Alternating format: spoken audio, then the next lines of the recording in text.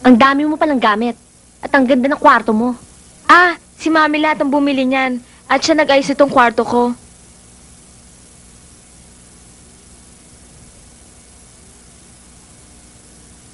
Naninigarilyo ka?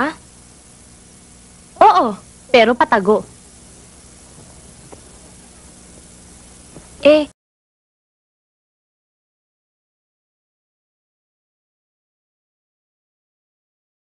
di ba masama yan? At saka bawal nga yan sa school namin eh.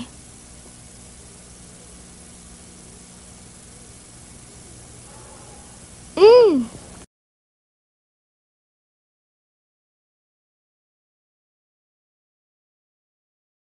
Sinong may sabi sa'yo?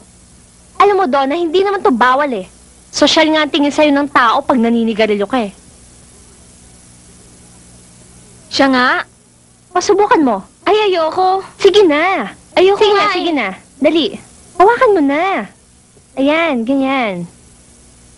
Oh.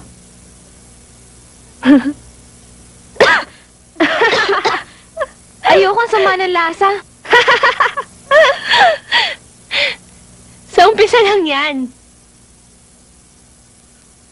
Magsanay ka manigarilyo. Uso ngayon to, class.